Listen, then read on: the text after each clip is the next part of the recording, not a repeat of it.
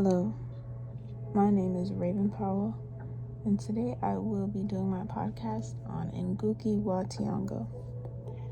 Ngugi wa Thiong'o is a Kenyan author and academic who has been described as East Africa's lead novelist.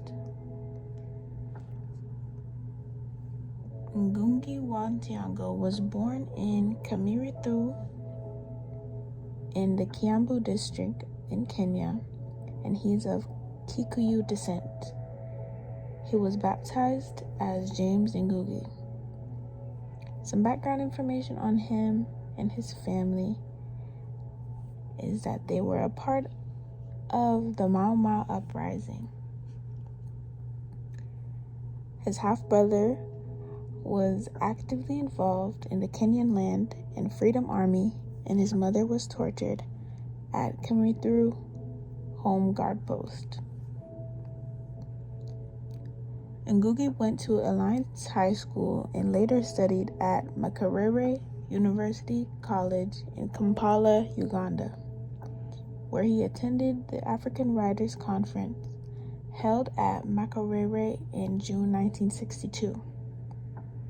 He received his BA in English from Makerere University College, Uganda in 1963, and he later won a scholarship to the University of Leeds to study for an MA.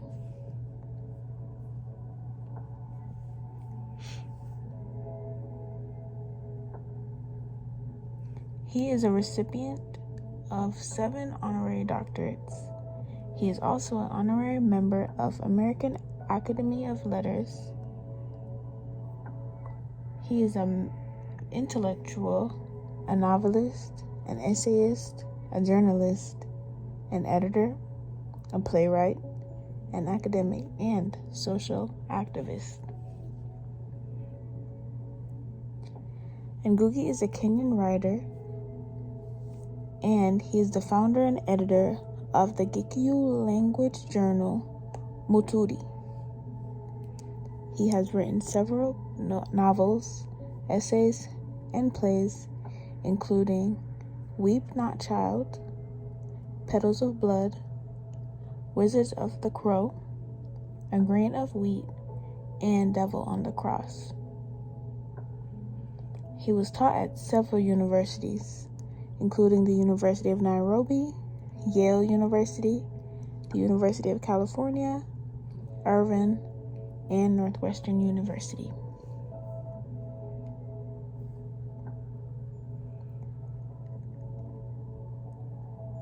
In 1977, Ngugi became a lecturer in English literature at the University of Nairobi.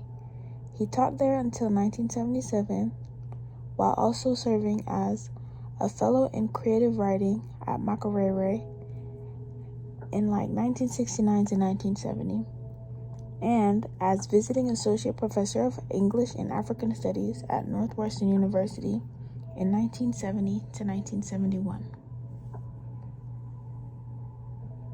However, in 1977, Ngugi was arrested because of a play he wrote, which is called Ngahika Ndinda, translated to English, I Will Marry When I Want, a play that was in his native language, Gikuyu, and he was arrested because it was critical to the political regime that was going on. The play was performed at Kamirithu, near Nairobi, by peasants and workers. During that time, the government was going through their issues, and because of his play, it was seen as propaganda and against what they were trying to put out into the country. So they saw him basically as a threat, or as somebody that was not working aside them. In 1977, Ngugi was arrested and imprisoned without trial for nearly a year due to the political message in his play, I Will Marry When I Want, and his novel, Petals of Blood. During his imprisonment, he wrote the first modern novel in GICU, Devil on the Cross, on prison-issued toilet paper. He was imprisoned in a cell with other political prisoners. During part of their imprisonment, they were only allowed 1 hour of sunlight a day. Ngugi writes, "The compound used to be for the mentally deranged convicts before it was put to better use as a cage for the politically deranged." He said he found solace in writing and wrote the first modern novel in GICU, Devil on the Cross, on prison-issued toilet paper.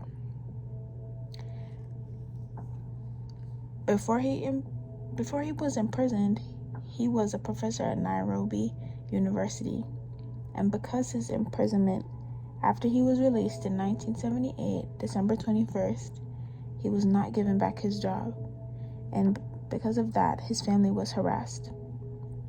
Due to his writings about the injustices of the government at the time, Ngugi and his family were forced to live in exile.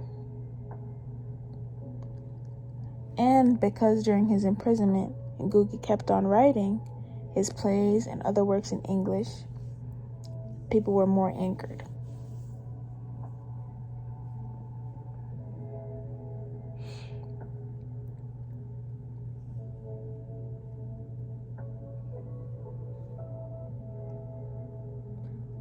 Also, after his release, Kenyan Vice President Moi, who took over in 1978, blacklisted him, and that also added on to why no other university wanted to employ him.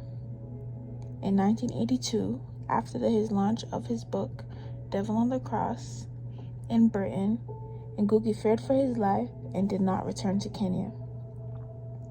He then remained in exile in the UK until 1989 when he moved to America.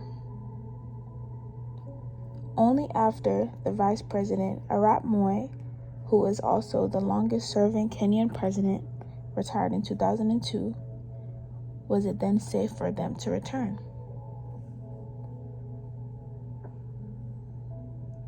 Although Ngugi went through many hardships, he did win several awards, which included the 2001 International Nonino Prize in Italy and the 2016 Park Kyung-ni Prize. He has frequently been regarded as a likely candidate for the Nobel Prize in Literature. His book, The Perfect Nine, became the first work written in an indigenous African language to be longlisted for the International Booker Prize in 2021.